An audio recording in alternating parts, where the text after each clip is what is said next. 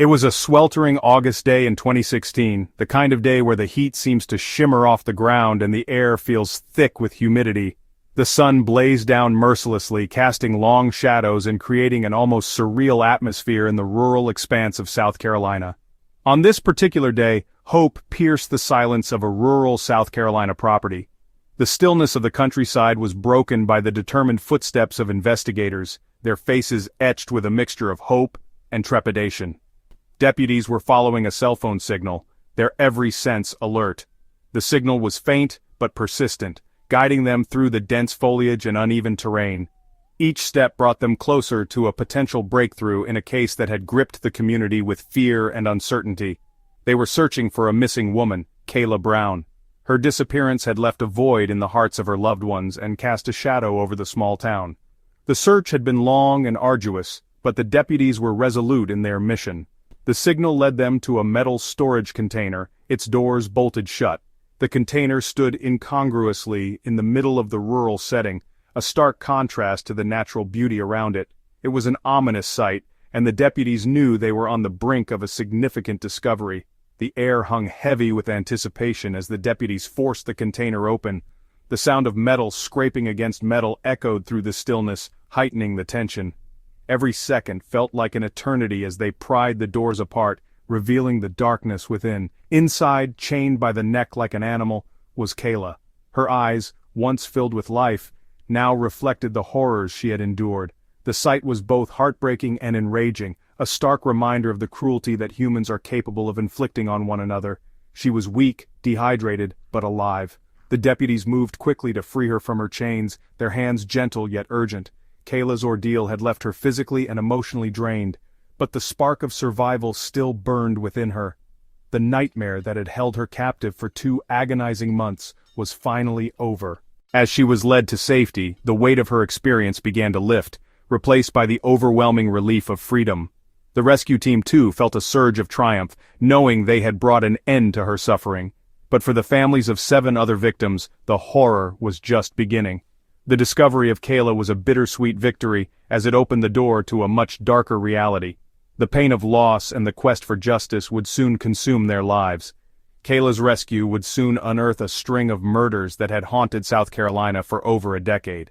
The investigation took on a new urgency, as detectives began to piece together the gruesome puzzle, uncovering the extent of the atrocities committed. The man responsible for this depravity was Todd Kohlhepp, a seemingly ordinary real estate agent living a double life of unimaginable darkness. His outward appearance and professional demeanor masked the sinister nature that lurked beneath, deceiving those around him. As Kayla recounted her ordeal and pointed the finger at Kohlhepp, the true extent of his crimes began to unravel, leaving a community reeling in shock and disbelief.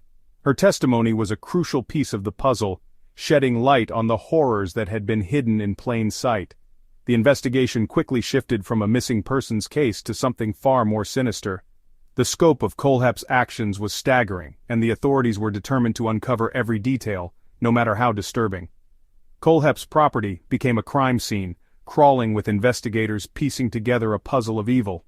The once quiet rural area was now a hub of activity, as law enforcement worked tirelessly to bring justice to the victims and their families. What they found would shock even the most seasoned detectives.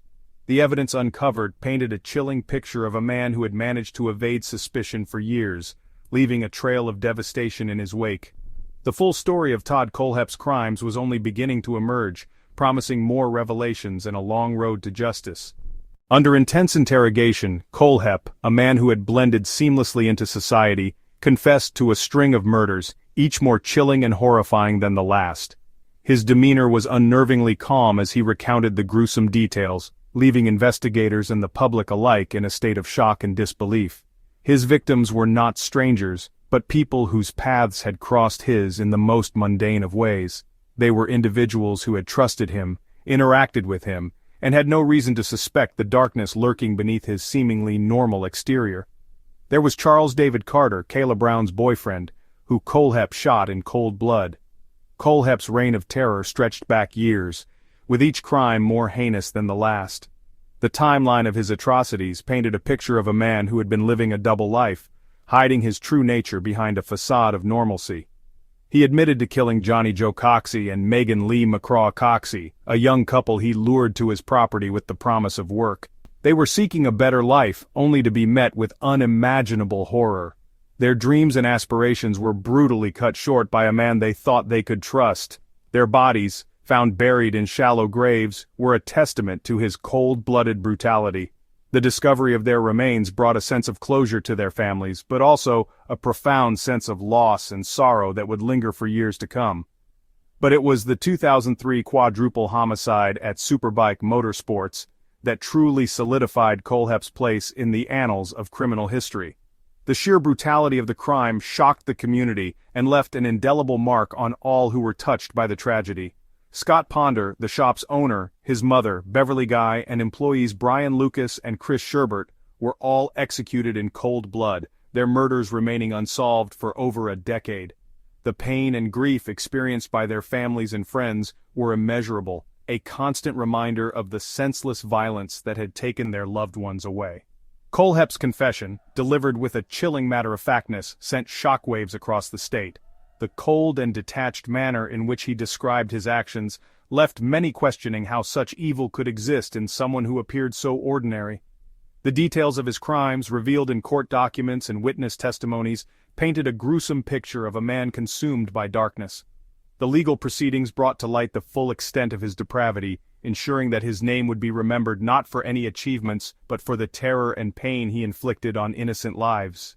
The families of the victims were left to grapple with an unimaginable loss, their lives forever shattered by Kohlhepp's heinous actions.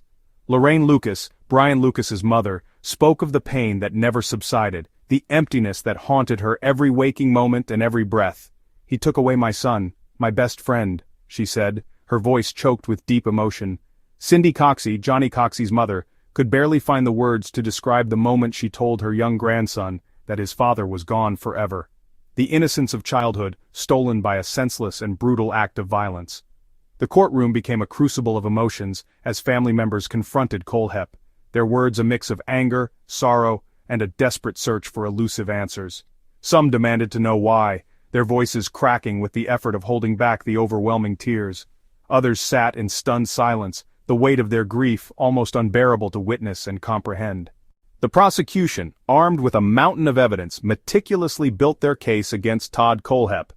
They presented a compelling narrative of his crimes, leaving no stone unturned in their quest for justice.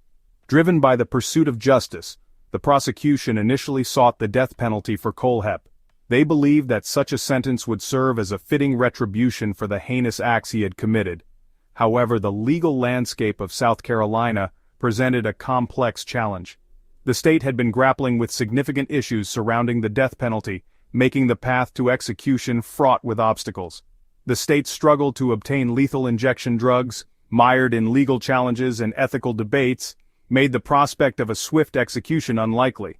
The controversy over the drug's availability and ethical use added layers of complexity to the case. Adding another layer of complexity were the wishes of the victims' families. Their voices, filled with grief and longing for justice, played a crucial role in shaping the proceedings. Some found solace in the finality of the death penalty, a life for a life. They believed that Kohlhepp's execution would bring a sense of closure and justice for the lives he had taken. In the end, a plea deal was reached, a decision met with mixed emotions. The agreement meant that Kohlhepp would avoid the death penalty, but it also meant that the families would not see the ultimate punishment carried out. Kohlhepp, in exchange for escaping the death penalty, pleaded guilty to 7 counts of murder. His admission of guilt was a significant moment in the courtroom, bringing a sense of finality to the legal proceedings. He was sentenced to 7 consecutive life sentences without the possibility of parole, ensuring that he would spend the rest of his days behind bars.